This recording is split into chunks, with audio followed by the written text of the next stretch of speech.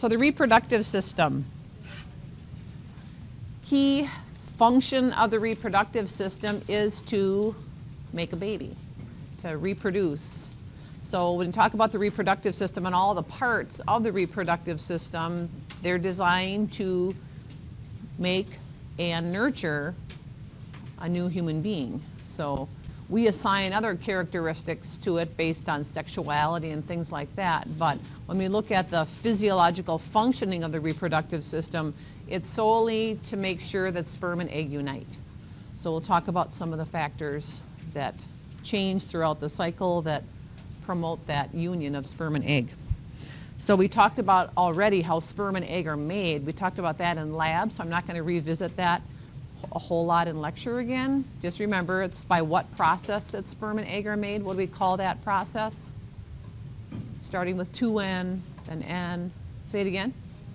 Meiosis, yeah. Meiosis is how sperm and egg are made, and that occurs where? Where does meiosis occur? What organ does meiosis occur in males and females? Ovaries and testes, yep, ovaries and testes. So our first little statement here, this generic produces sex cells, testes and ovaries. After that, just write by meiosis, just to remind yourself, oh yeah, that is related. The things we talk about relate to one another. So right after where it says produces sex cells, you just write by meiosis.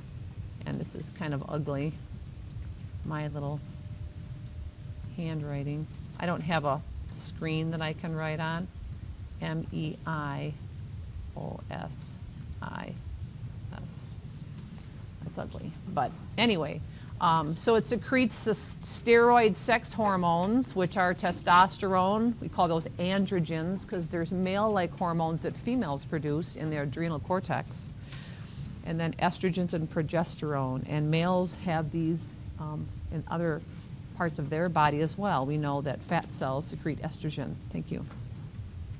So we're going to talk about the accessory organs that help make sure sperm and egg develop and get to where they need to go. So we have the ducts and the glands, the external genitalia.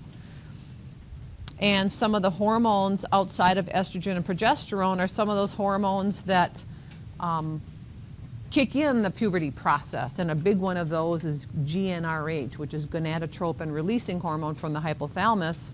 That's what really kicks things off and starts puberty in young girls and boys. But we'll talk a little bit more about that.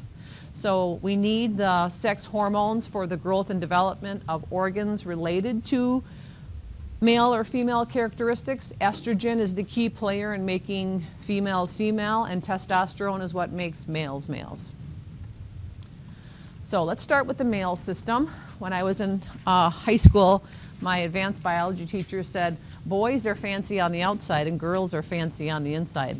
And I always think about that when I teach the reproductive system. It's kind of true. So we'll start with the male.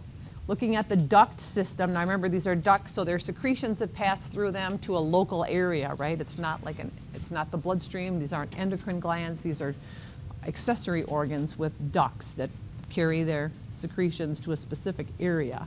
So the epididymis, ductus deferens, ejaculatory duct, and urethra are all in charge of carrying semen with sperm in it and other nutrients and substances we'll talk about to get that into the female to find the egg. The blood supply to the testes comes through special arteries and veins. And a very dangerous thing that can happen, and my son's over in Afghanistan right now, and he said 2 guys have had to leave the base, and they were gone for a couple of weeks to the military hospital off base, and they get a twisted spermatic cord, and it's a very serious thing. So males that suddenly have swelling and pain in one testis or another need to be seen very quickly because it gets twisted, the blood supply gets cut off, and they can lose that testes, and then that would impair sperm production and testosterone production. So it's a very serious condition, and it happens among young men. So the spermatic cord not only has those arteries and veins, but there's also nerve fibers in there, there's lymphatic vessels in there. because it's a living, tissue that needs a good blood supply and immune function. So when you look at this cross section of the major parts, just remember that the sperm are made in the testes. Then they travel to the epididymis to mature. So they mature in the epididymis. Then they travel through the rete testes into the ductus deferens, which we call the ejaculatory duct. So when a person, a male, decides he wants to not father children, they will cut this duct right here at the level of the scrotal sac. So it's an outpatient procedure done in a doctor's office. And then that'll prevent the flow of sperm out of the penis at ejaculation. But doesn't prevent sperm production. It just doesn't travel in the ductwork anymore to, fertilize an egg. So technically, it could fertilize an egg if they went in and got the sperm from the source, right? But it just can't travel through the ductwork anymore. So we talked about this in general A&P, the testes, the epididymis, ductus deferens, and it comes up over the top, passes through the seminal passes by the seminal vesicle, and then we call this the ejaculatory duct. And then we call this from here on out is all urethra, because here's the bladder, and the duct that drains the bladder is called the urethra, but there's different segments of it in the male. We have the prostatic urethra that passes right through the middle of the prostate. And then we have the membranous urethra that's still in the pelvic cavity of the male. And then when it passes outside of the body in the shaft of the penis, then we call it the penile urethra. And then it ends in the opening, which we call the meatus. That's not listed on here, but you'll learn that when you get into nursing school if you're going that route. But anyway, so let's talk about each of these ducts and what their major jobs are. So the seminal vesicles, there's a pair of them on either side. As these ductus deferens, there's a pair of those, right? Because there's a pair of testes, so each one has its own ductus deferens. And then it passes by, and the seminal vesicles secrete their secretion into this duct work. So it becomes the ejaculatory duct as it passes by the seminal vesicle. And the seminal vesicles create 70% of the volume of semen. So 70% of that volume is just from the seminal vesicles. It's alkaline, and that's really important because sperm do not like an acidic pH. They're damaged by an acidic pH. And urine is normally in the duct system that we're passing through, the urethra that we're going to get to in a little bit, and this helps neutralize that. Other things we find in the seminal fluid from the seminal vesicles is fructose. That's a major nutrient for sperm. It's a sugar. Ascorbic acid, which is vitamin C, and a coagulating enzyme called vesiculase. And the function of a coagulating enzyme is once that sperm is ejaculated and deposited into the female, having it coagulate keeps it there for a little bit rather than spilling out and being lost. It stays in place for a while. And then there's prostaglandins. And prostaglandins, the function of prostaglandins is it causes contractions of the uterus and of the vaginal wall, and it helps propel the sperm upward toward the uterus and then toward the fallopian tube where the egg is waiting. So it has that benefit of causing reverse peristalsis in the female reproductive tract. Yes?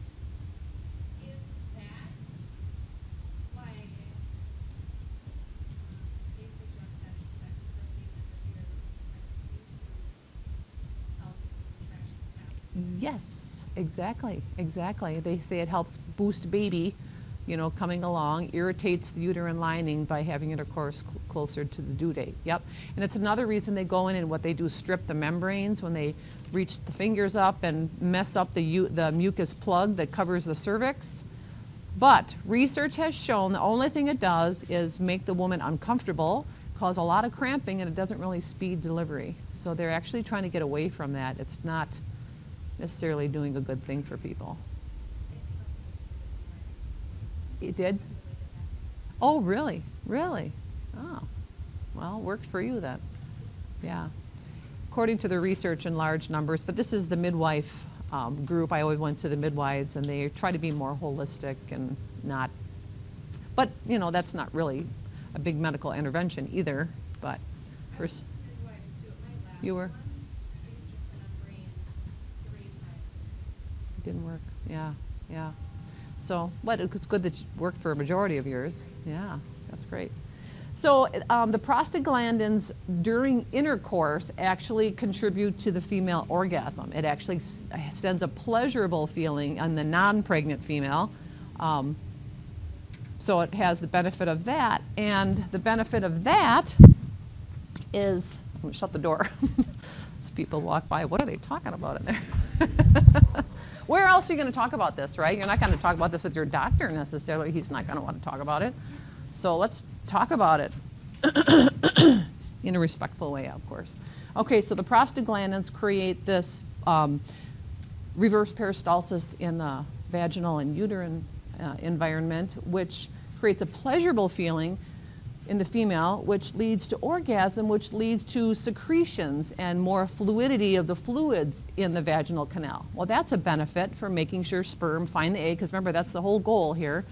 It's nothing to do with songs and movies, right? And it's all about sperm and egg finding each other.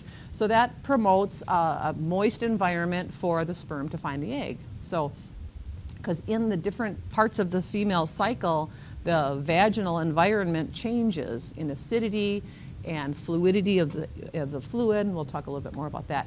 So 70% of the volume of semen. So take-home question is, a man gets a vasectomy and thinks, well, now I'm not going to ejaculate as much and intercourse is not going to be as pleasurable anymore. No, not really, because all the semen that's produced, a majority of it comes after the fact, after the sperm and the fluid has left the seminal vesicle, the seminiferous tubules, so it's later on in the ductwork where the semen is actually added. So what would they find? Maybe the semen isn't as opaque, not as cloudy because there's no sperm cells in there. It's going to be more clear because it's more fluid and there's no cells in there. Okay, so then after that, so now what we've done so far is provided nutrients. So these two things are nutrients for these sperm. They have a long way to travel, and they have that coagulating enzyme and then the prostaglandins to promote that reverse peristalsis. So we're at this point right here. Now that semen is being added to the prostatic urethra, and the prostate's another important gland that's going to add some things to the semen before it is leaving the body. So this secretes a milky, slightly acidic fluid because of citrate. Citrate is a citric acid, and it has enzymes to help propel sperm and this PSA, prostate-specific antigen. And that prostate-specific antigen is also secreted into the blood.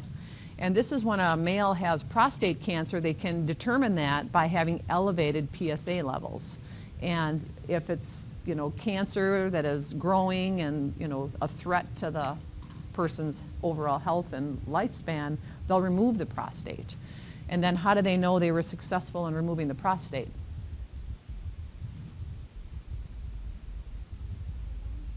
What would the PSA levels be if they were successful in removing it?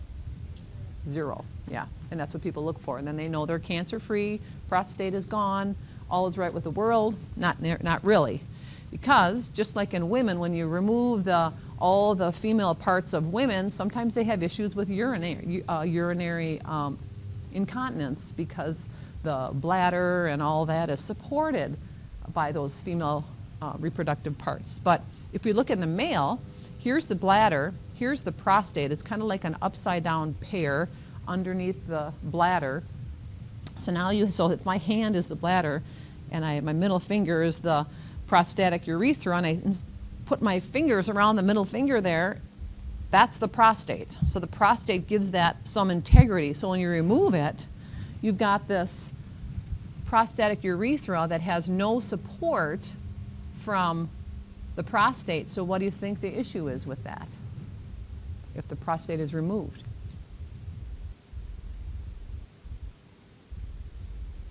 What?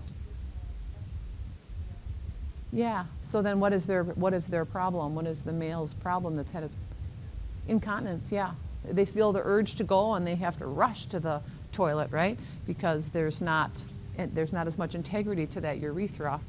So the opposite is true when someone has an enlarged prostate, which is a problem that most men will struggle with over the age of 60 or 70, is some enlargement of the prostate. What's the issue there? They can't. They can't. It's that where the cursor is there, that's narrow, and they can't empty their bladder. But they can only empty it when the bladder's really full. So they can get rid of maybe just about a third of that, you know, because the pressure's there. There's enough pressure there to finally pass through that narrow area. But then once they pee a third of the volume, they're done because there's not enough pressure there. So they have a problem, what we call what? Urinary retention. Yeah, urinary, they're retaining urine. And a big symptom of that is, and we can't get frustrated as healthcare workers, is you have an elderly patient, maybe not even elderly, maybe they're in their 60s, 70s, and they run to the bathroom, and you know, they just had surgery, and you're helping them to the bathroom, and they're going like 100 in the potty hat. And you're like, okay, you really need to bother me to go 100 in the toilet, right?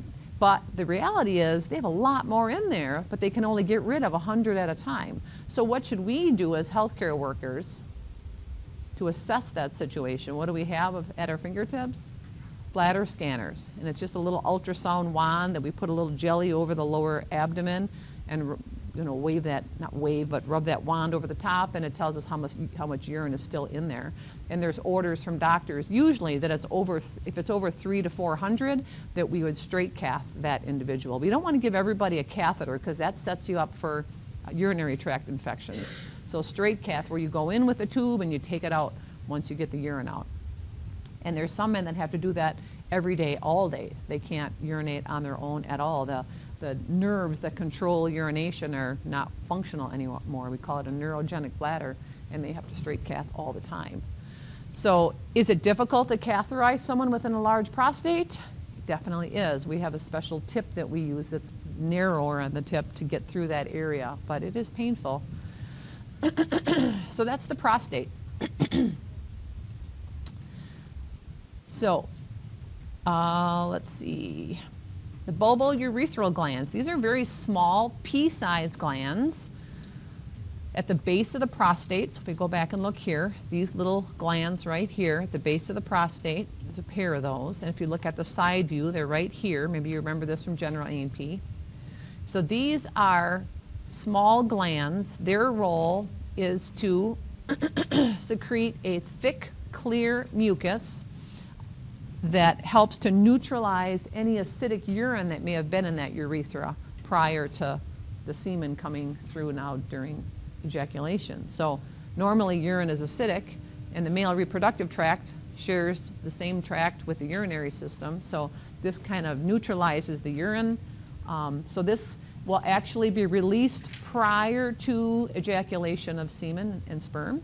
But they've done research in people that do the pull-out method for birth control that it's not effective because that clear, thick secretion that comes out, that small amount that comes out prior to ejaculation, they have found there is sperm in there. So it's not a great method of birth control. But on average, it is secreted prior to ejaculation. So other benefits is it lubricates the tip of the penis for easier insertion into the female. And again, getting rid of traces of acidic urine in the urethra. So semen then, what is in all this semen? It has all the nutrients to protect and activate that sperm and facilitate their movement up the female reproductive tract, because it's amazing how many sperm are in one ejaculate, and that it can't find the egg. Just because sometimes they don't have forward motion. Like when a couple is having trouble conceiving, they'll ask the male for a semen sample, and they'll analyze the sperm under a microscope, and sometimes they find that they have very few sperm actually have forward motion. They have damaged flagella, and that's all during that process of spermatogenesis, right? So we know that sperm counts can be low. That's another thing, because it's just like the tadpole philosophy. There's so many eggs that are released by a female frog into the water because the chances of those actually growing up to be frogs are small because they're, you know, preyed upon in the aquatic environment. Well, the same thing with sperm. It's got a long way to go, and not a lot of them actually make it all the way to the fallopian tube to fertilize the egg. So there has to be a lot of them produced at one time. So again, we talked about the prostaglandins. They decrease the viscosity. They make it more fluid in the cervical canal of the female. And again, they stimulate reverse peristalsis in the uterus. So here's one of the take-home points. So when you think of it from a physiological perspective, who should orgasm first, the female or the male? If, again, the function of the reproductive system is to meet sperm and egg, make sure that happens. What? The male. Yeah, the male, because the male has things in the semen that promote the movement of the sperm toward the egg. All right, so alkalinity neutralizes the acid. There's antibiotic chemicals in there that destroy bacteria. There's clotting factors we talked about that coagulate it. But we don't want it to stay coagulated because then those sperm can't break free and go swim in the direction they need to go to find the egg. So there's another enzyme called fibrinolysin that liquefies the sperm. And these are all things that are measured when someone is getting a semen analysis. They will look at the motion of the sperm. They'll look at the structure of the sperm to make sure the heads have a normal shape, because sometimes the shapes are wrong and then they can't penetrate the corona radiata of the ovulated egg, and so that's useless. They also look and see how long it's coagulated before it's released, because if that fibrinolysin doesn't kick in at the right time and it stays coagulated, that's not going to promote movement of those sperm. And they look at volume, 2 to 5 mils. So 5 mils is 1 teaspoon. So 2 to 5 mils, that's a small amount, contains 20 to 150 million sperm per mil. So if you have 5 mils, that's 5 times that amount. So it's amazing that there aren't more pregnancies, or there are people that are struggling to get pregnant when you look at the amount of sperm there. But how many eggs are there released normally in the human? 1, right? So it has a lot to do with the egg and the female reproductive tract and the cycling of that egg being available that really contributes to infertility in couples.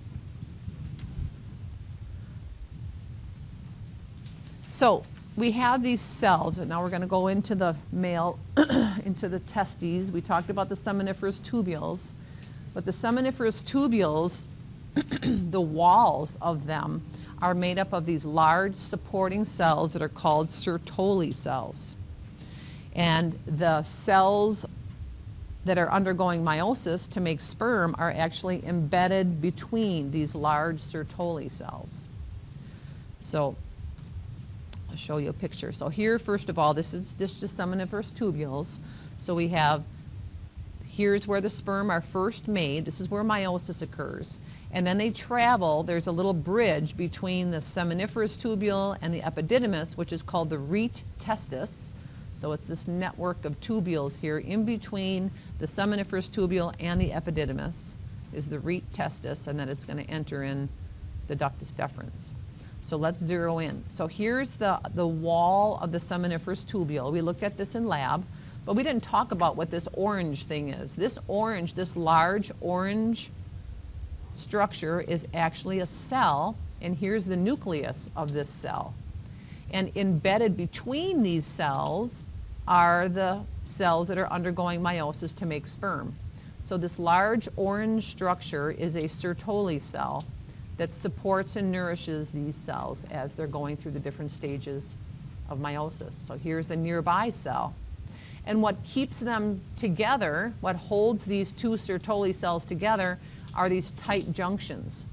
So I would recommend highlighting that so you remember these tight junctions. Oops, not that. Remember that these tight junctions are here. And they form what's called the blood-testes barrier. So when the blood is nourishing the testes, things in the blood can't leak into the testes and interfere with these cells or do damage to these cells, like chemicals that might be in the blood. It really protects them. And if you think about it, when do sperm arrive on the scene in the male body? When do sperm show up and start to this process? When does this happen? At what age? Puberty, right? 12, 13 years old, maybe a little sooner than that. Well, the immune system is pretty much done developing major self from non-self recognition. Then all of a sudden now there's these sperm cells that come on the scene. The body wouldn't recognize those. So they stay in the testes environment. They go through the duct system. They don't ever enter the bloodstream. They're not exposed to the bloodstream. So what has happened is some people that will get a vasectomy and they have that cut, now the sperm are leaving that open end of, or even when they did the first cut, that sperm is in that environment now and exposed to the blood. And what does the body do when it's exposed to foreign antigens? It creates antibodies. So now the sperm will clump together. And now you have antibodies in this environment. And some people that have had trouble conceiving have found that men have had some break in the blood testes barrier and they're actually creating antibodies to their own sperm. And the sperm can't move because they're all clumped together. So in a normal, healthy, functioning male, though, these tight junctions seal the testes and the seminiferous tubules off from anything that's in the blood surrounding it. Okay, so remember we have the spermatogonium near the edge. It's going to divide by mitosis, and one is going to go on to become a primary spermatocyte. And then it undergoes meiosis 1 to form the 2 secondary spermatocytes. Each of those is going to undergo the next stage, which is meiosis 2. So we get 4 spermatids that are all haploid, which will then develop into functional sperm, and then they'll break free. But again, this is all happening with the help of these big nourishing cells that make up the wall of the seminiferous tubule, and they're called the Sertoli cells. Another name for them in your book here is sustentacular cells. But they're actually, I'm going to write it over here, they're also called Sertoli. Sertoli.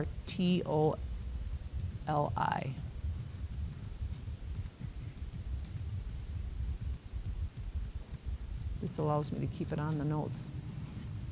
Okay, so let's, there's a quick animation I'd like you to watch in our Blackboard folder that covers this.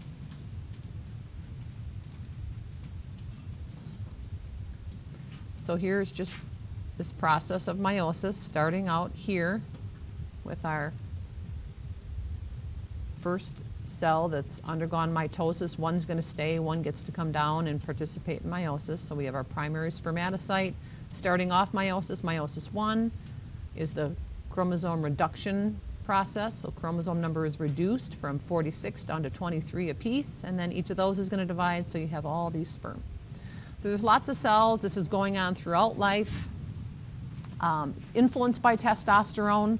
So we know that certain things are not good for sperm production, like high temperatures are not good for sperm production. The testes are at a slightly cooler temperature than the rest of the body because that promotes sperm development. So men that are having trouble conceiving, they want to make sure they're not spending time in hot tubs, being outside, like maybe if they're a bike rider, putting a lot of pressure on the testes and having a lot of heat in that area. It's not good for sperm production. We also know marijuana and nicotine, cigarette smoking are not good for sperm count. That people who smoke a lot of marijuana and cigarettes have lower sperm counts on average. So the head is where the nucleus is, and then we have a coating on the outside of the head, which is an acrosome, we call it, and it contains enzymes to help get through that corona radiata and then to the, what's the final shell that has to be broken around that egg, figuratively speaking. Corona radiata, so it burrows between those cells, but then the final, yeah, the zona pellucida. The zona pellucida, that's where the chemical reaction has to occur, and once that sperm enters, that zona pellucida changes and is impenetrable by any other sperm. That prevents, you know, more than one sperm fertilizing the egg, because that does no difference as too many chromosomes. We only want one set of chromosomes in that egg. So the mid piece has lots of mitochondria. The mitochondria is for energy. That supplies the energy up the female reproductive tract.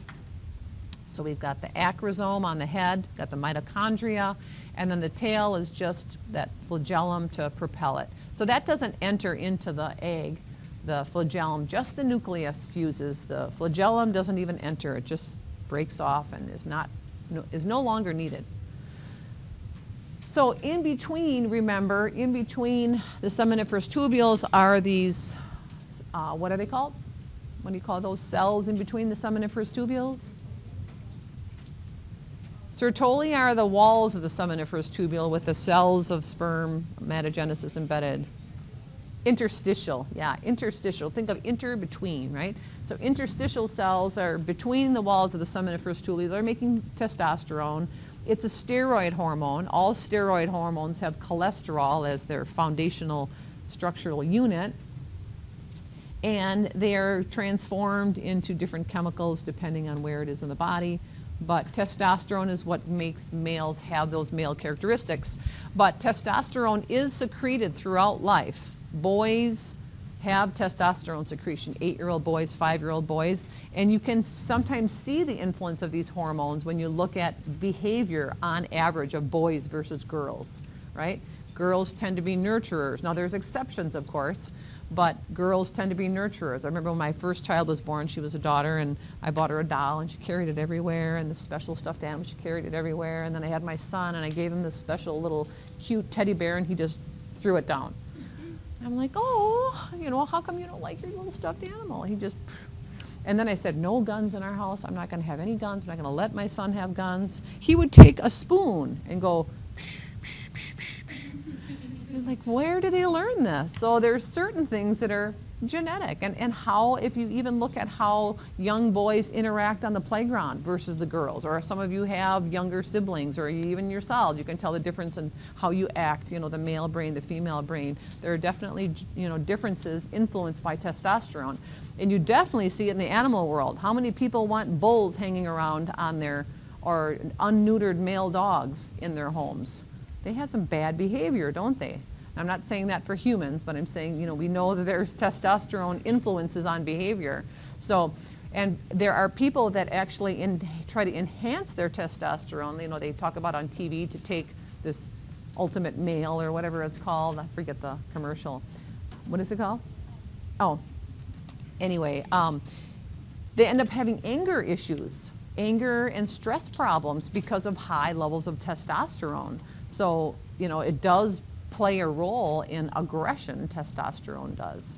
And for when we talk about these hormones, estrogen making women women, testosterone making men men, we talk about people that are transitioning to different gender that's different from the one they were assigned at birth, then they have to take hormones of the gender that they're trying to, you know, move toward. And the problem with that is we take our endocrine glands kind of for granted, that they secrete just amount of estrogen, just the right amount of estrogen for the body to make that female. Well, if someone's transitioning that's normally male, we're giving that in a pill form, and we can't match that exactly to what the ovaries would do, right? So it's always a balancing act for those individuals that are doing that, trying to figure out where the, you know, the right amount of hormone is, because it's hard on the body. Like, and this is particularly true for females transitioning to be male because they're taking testosterone, which can have side effects. It's hard on the body, artificial testosterone, and it has to be closely monitored. And that's too, again, where it becomes an issue in the military. In the military, when my son was going into the military, they are so picky. You cannot be on any medications, none. You have to be clean as a bean. If you take ADHD medication, you can't be in. If you have asthma and you need an inhaler, you can't be in. Now, if you develop these conditions after you're already in, well, the government has a responsibility to take care of you, right? But we can't take people with medicines. So that's where some of these issues comes in with a transgender. It's no different than anybody who needs insulin or an asthma inhaler. If you need hormones to maintain your gender and you're out in the field in a war zone, what happens if you're away from your pills? Are you going to function properly? If you're, I mean, what do women know about our hormone levels, right? If they're not right, or even male behavior, you know, during puberty when they're moody and because hormone levels are all over the place, that can be dangerous for that individual. So that's part of, I'm not saying it's the whole reason, but it's the medical side of what doctors will say for people that are coming into the military. They have to be treated like anybody. If you're taking a medicine, we don't accept people that take medicine. So if they change that, then they definitely should change it for other people that have an inhaler or, you know, ADHD medicine, all those things. You know, anybody could be in the military. Not anybody, but more people could be in the military that want to. So I'm not arguing that fact. I'm just saying that's the medical side of it. Okay, so spermatogenesis. If we don't have enough testosterone, it leads to atrophy of the testes and the size of the genitalia. So when people take anabolic steroids, like for bodybuilding, and they want big muscles because testosterone promotes protein synthesis and big muscles, because that's all circulating in the blood, all this testosterone, is the hypothalamus and the anterior pituitary going to stimulate the testes to make testosterone? No. And what do we know about the blood barrier? The blood testes barrier. It's blocked off, right? So the testes are not aware that there's this high testosterone environment. It's not influencing the testes, so therefore the testes atrophy and shrink. And the hypothalamus is not stimulating testosterone production because there's so much around being taken artificially. So what happens is those men that do a lot of anabolic steroids, they end up being infertile, and the size of their genitalia is significantly reduced. But they're all about what looks good in the pictures, right, and the contests. But it's very bad for sperm production. All right, so moving. Oh, another thing is the basis of the sex drive. We know that animals are very driven if they're still intact. So we neuter male animals, male cats, right, and male dogs. It makes life easier in the house if they're castrated. We do not castrate men, though. We don't remove the testes of men. The only way to get rid of testosterone production in human males is to remove the testes, and that's not good. So when people have testicular cancer, like Lance Armstrong, he would have to supplement, right? I don't know if he had both testes removed or not, but he would have to supplement with testosterone to remain male. Because years ago, they used to take young boys in the church. Have you heard about that? They're called eunuchs. And they had a really high voice. They never underwent puberty because they were castrated as young boys, and then they'd spent their life living in the church and singing because they had high voices. They never went through puberty. It was kind of an abuse of those young people. Yeah, you can look it up. So, basis of the sex drive. So, has to do with testosterone levels. So, the female then. Let's take a short break and we'll come back and start with that. All right, so picking up with the female then. The ducts of the female, the uterine tubes, makes it a little easier. There's only one narrow duct, and then there's the vagina, cervical canal, and uterus. But the uterine tube is where the egg waits to be fertilized. And the ovaries make the egg. We call the eggs the ova, ovum, right? And the hormones that the ovaries make are estrogen and progesterone. Also steroid hormones. So a unique difference in the anatomy of the female versus the male, there are many obviously, but the big difference here between the ducts is that this uterine tube doesn't actually connect to the ovary. So the ovary is separate from the uterine tube, but the uterine tube has these fimbriae, these finger-like extensions on the end that will waft the egg into the widened opening called the infundibulum of the uterine tube. So a couple of structures here I'm going to just highlight so we remember they're there and they have an important function. So the infundibulum, think of funnel. It's just the widened end of the uterine tube. And then these finger-like fimbriae that will kind of swish that ovulated secondary oocyte into the fallopian tube to wait here for the sperm to come and find it. Sometimes, though, this ovulated secondary oocyte will find the sperm, but it works its way back out and ends up implanting out here among the digestive organs. And there's actually a case, you can look it up online, of a girl, of a young woman who actually had a fully developed fetus in and amongst her digestive organs, and it survived. The placenta grew.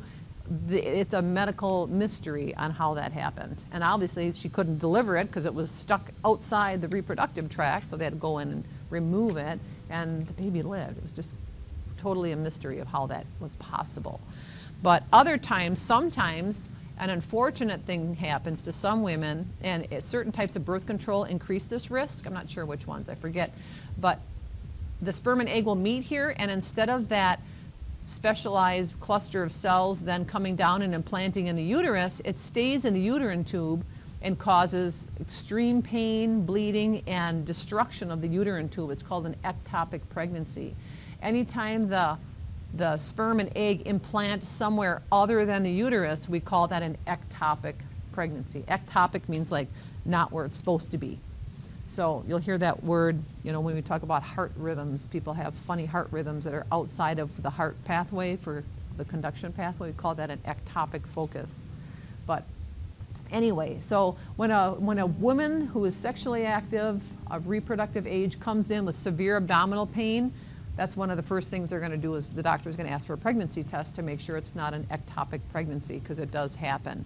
So it's important that young women be aware of the signs and symptoms of that, because it's extremely painful, can cause bleeding, hemorrhaging, a very serious condition. But most of the time it works its way down and does its thing. Other times it could come out of here and the sperm can't find it because it was washed out the end of the uterine tube. It just didn't make its way in. It just maybe was ovulated and hung out here in the pelvic cavity, and that was for a couple that's trying to conceive, that was an unsuccessful cycle because the egg never made it into the uterine tube. So when a person gets their tubes tied, females, they have to go in and do minor surgery. They will go in through the vaginal canal and come up here and snip these tubes to prevent, again, the sperm from finding the egg in this tube. So it's called a tubal ligation, tubes tied. To ligate means to tie. So they used to put, you know, a suture, not a suture, but yeah, a suture around it so nothing could pass through.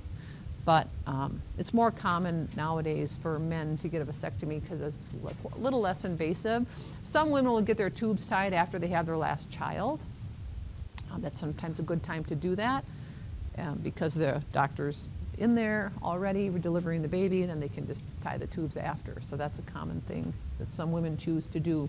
I do know someone though, I have 6 children, my husband and I, they're all ours together, ranging from 9 to 23, and some I had a little later in life. One I had over 40, one over 35, the last 2.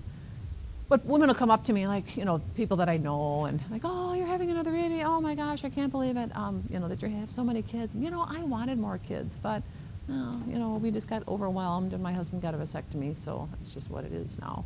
And a lot of women have told me that, and I was kind of grateful that my husband and I kind of had an agreement that we weren't ready to do that. That we just kind of wanted to. You know, we were able to provide for our children. We were lucky that we could provide for them. I had healthy pregnancies, healthy kids. You know, we were just really blessed. So we were able to have that many kids. But I know someone who had a surprise pregnancy for their 3rd child. And they're like, oh my gosh, we only wanted 2 kids. Now we're pregnant with their 3rd child. So I told my husband, you go in and get a vasectomy right now. So he went in and got a vasectomy. And 10 weeks into the pregnancy, they lost by miscarriage. And she was devastated because she had gotten used to the idea. They were excited about the pregnancy now, and because they were upset when they first found out and he had the vasectomy, now that's how she ended her fertility. So it's one of those things that I think that it's worth just mentioning, because so many people have brought it up, is to really make sure. Sometimes, you know, it's smart to make those decisions when you're young to prevent, you know, crisis pregnancies, right? But at the other time, sometimes you're in the thick of it, and that's sometimes the worst time to make a decision, right? Because you're emotionally distraught, you're busy with kids, the kids are naughty, and life is so stressful. Well, then those kids grow up and they go to school, and then a lot of women are like, oh, I wish I would have had maybe 1 more or 2 more. Or they Oftentimes, 1% of men who have vasectomies go in for a reversal because they get married young, they have kids, doesn't work out, he gets a vasectomy because they don't want any more of these little hellions, right, in this horrible marriage that he's in. Well, then they get a divorce, he meets another woman who doesn't have any kids, and she's like, hey, I want to have kids. So sometimes making those permanent decisions, you know, can be difficult, and they can reverse it. It's not a common procedure by any means, but it can be done and has been done. So if you, in your lives, the women in here or men, you know, may have made that decision, it's not all bets are off, because it can be reversed and people can go on to have kids. So just mentioning that, only from the experiences I've had of people talking about, you know, wishing that they would have waited a little longer before making that decision. But it is an effective form of birth control. It's a healthy form of birth control because there's no chemicals involved. There's no frequent doctor's visits back and forth, you know, for all the different devices we have now for birth control. So less complications. I know I've had students that have had the IUDs that they've been like lost in the uterine wall, and they've had to go in and go get it, you know, open the surgery to find it. I mean, there's a lot of really good effective birth control out there, but you just have to do your research and find one that works. Okay, so here is the uterus. The inner lining of the uterus is the endometrium. It's where baby implants. It's what builds up every month and then is shed every month if pregnancy doesn't take place. So this is the endometrium. Some women have overgrowth of this called endometriosis, and it ends up, the cells leave the uterine environment and they clog the oviducts and they prevent pregnancy and they cause infertility. They can leave the end of the oviduct and implant on the intestinal wall and cause, you know, intestinal issues, cramping and pain. Some women I have met in my lifetime have really struggled with this condition. And the good news is they can do surgeries to kind of clean up the mess of endometriosis, and then people have gone on to become pregnant and have children. But it's a painful condition, and some of the women in here may have it and not know it. I had it, but now that I'm getting older, it's not as big of an issue. But heavy, painful periods in the teens and 20s is a classic symptom of endometriosis. Some people think that's because everybody complains about their period. Some people think that's normal to have heavy, painful periods. It isn't. It's actually a sign of endometriosis. And birth control can actually help with that because it prevents the building up of the uterine lining, so women don't have periods when they're on certain types of birth control. So it's a good idea to get that checked out if you know someone who has heavy, painful periods as a young person. So here's a front view. So we've got the vaginal canal. The cervix is the opening to the uterus, so there's a short canal here. You've heard maybe when people are, you know, getting ready to deliver their babies, they'll talk about dilation and effacement. Dilation is the size of this opening. Is it opening up a little bit? That's dilation. Effacement means, is this wall getting thin? As baby's head presses down, the thickness of this canal here gets smaller. It becomes more and more thin. That's called effacement. They do not want someone pushing when that is not dilated and effaced enough, because it can damage the cervix and it'll cause issues with future pregnancies. So they're very careful to tell women, even though they feel the urge to push, if they're not fully dilated, they have to hold off so they don't damage that cervix. So here we can see the ovary with the follicles developing, ovulating that egg, and then it will be whisked into the oviduct to wait for the sperm. And once that sperm unites with the egg, it comes down and implants in the endometrial wall. And then a mucus forms here in the cervical canal to prevent infection and protect that developing baby from the vaginal canal. So it serves an important role, that mucus plug. So estrogen is a primary hormone secreted by the ovaries. It's what makes females female. So the growth of the breasts is the result of estrogen. And we see fat development on the hips and breasts. And that's where, you know, you look in different grade classrooms, you start to see the little girl bodies turn into young woman bodies because of the change in how that fat deposits. So fat deposits around the hips and the breasts, the hips widen a little bit, and the more fat on board on the body, the more estrogen is released. Remember we talked about how fat cells secrete estrogen? So with our high-fat diets, we're finding that girls are having puberty, getting their periods earlier than in years ago because of more body fat. So that girls that are heavier are going to enter into puberty a little sooner. And then oogenesis and follicle growth is influenced by estrogen, so these hormones will cycle. And it supports the female reproductive tract. When we say anabolic, anabolism means to build up. So that means it has a good effect on the female reproductive tract. So what happens then to a woman after menopause to the female reproductive tract? It atrophies. And what does it mean by atrophying?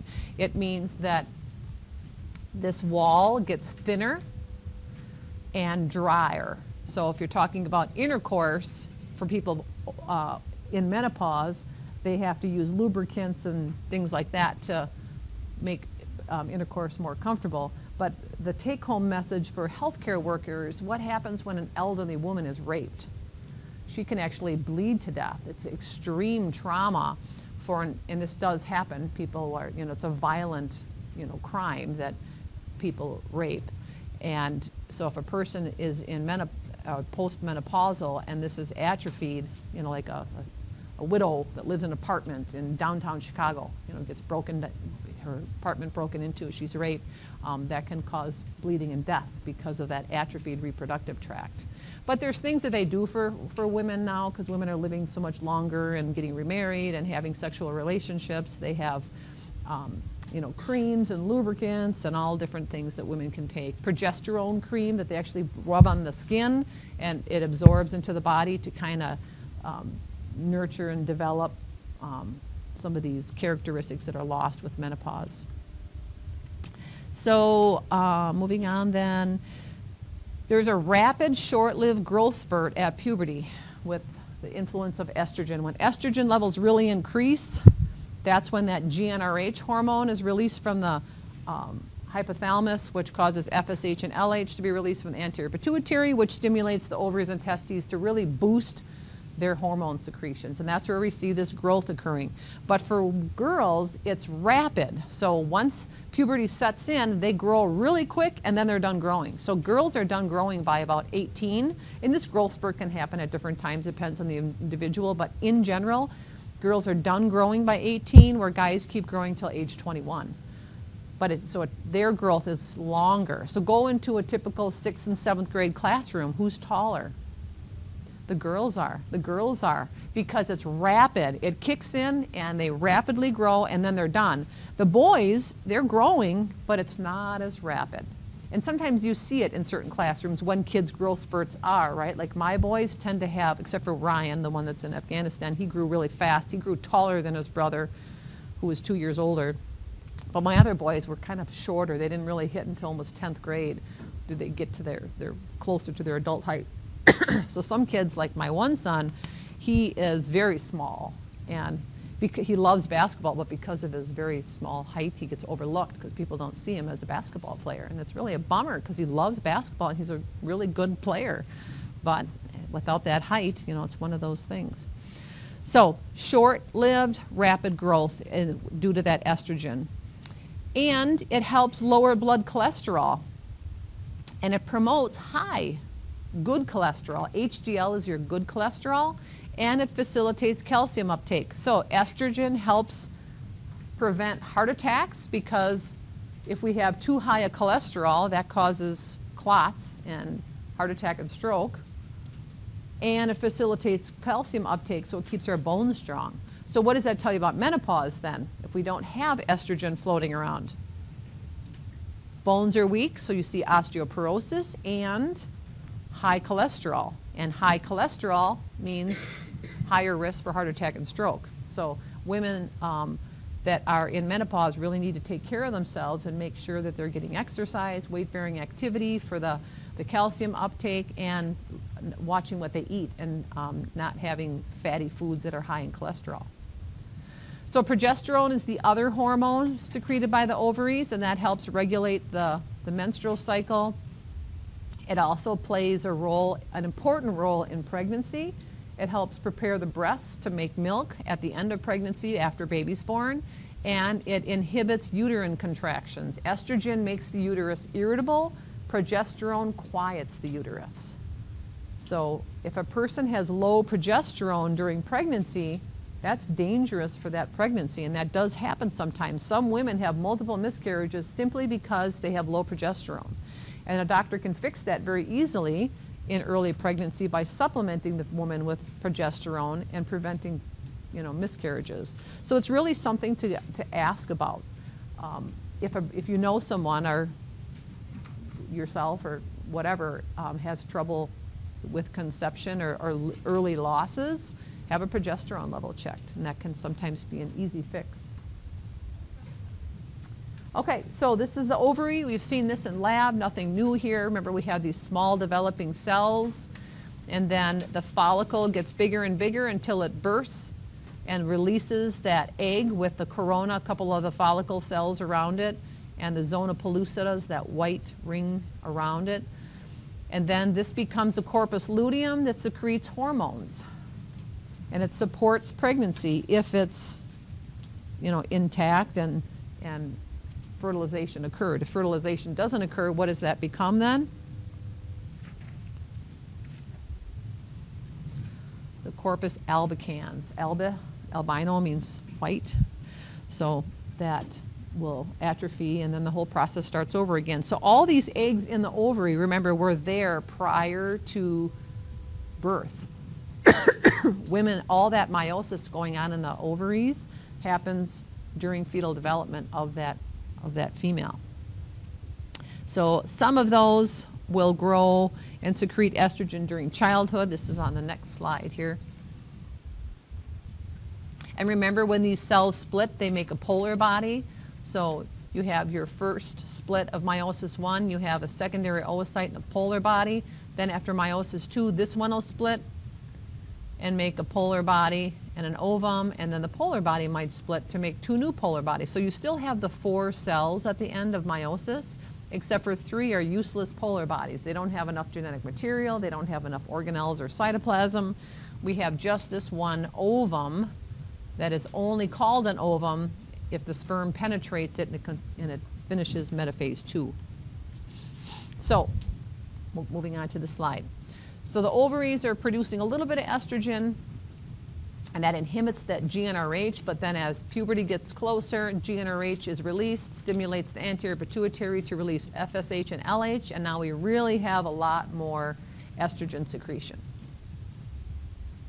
And another factor too is leptin. Remember, we talked about this is a hormone released by fat cells. That inhibits, I'm sorry, it supports estrogen release.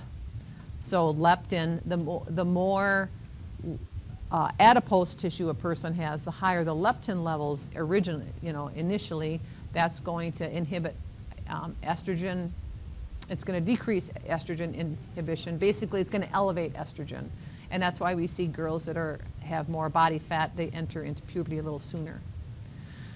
Okay, so the phases then that we see of the ovary, there's 2 major phases in the ovary. The first 14 days, we call that the follicular phase because the follicle is growing and developing, and it ends with ovulation. So ovulation is when that secondary oocyte is released from the follicle and it's out in the oviduct waiting to be fertilized. So those first 14 days we call the follicular phase of the ovary. And it ends with ovulation. And once it ovulates, there's the corpus luteum secreting hormones to promote pregnancy. And sometimes women have pain during this time when that egg ruptures off the surface of the ovary. It's painful. And then the second phase of the ovary is called the luteal phase because that's the corpus luteum is active and doing its job, secreting those extra hormones, progesterone and estrogen. And if no pregnancy occurred, that will degenerate within 10 days to become the corpus albicans. If pregnancy did occur, the corpus luteum is going to hang around and keep producing those hormones until the placenta develops. So the first 3 months, we have extra hormones in the blood as a result of this pregnancy and the corpus luteum actively secreting to the blood. This is when women feel yucky, right? The first 3 months of pregnancy, they feel tired, they're urinating a lot, maybe nauseous, have really unique food cravings and aversions because of the extra hormones that are being released by that corpus luteum. And there's a special hormone released by the developing blastocyst, which is called HCG, human chorionic gonadotropin, and that's what's in the pregnancy tests. And the only thing that releases HCG is a developing blastocyst. So it's very rare to have a false positive. There's a lot of false negatives because people test too soon, but very rare to have a false positive. And when I had my first positive test when my husband and I got married and we wanted to have our first child, I was all excited. Oh, I got a positive test. I was like, okay, when was your last period or whatever? And she said, okay, we'll see you when you're 6 weeks along. And I was like 2 weeks along. I was like, no, not even 6 weeks, 12 weeks.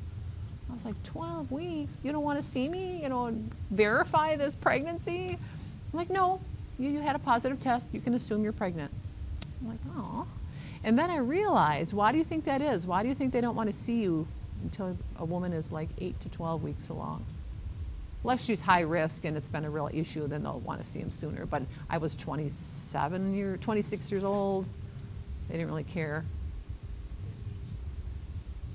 Sometimes, yeah.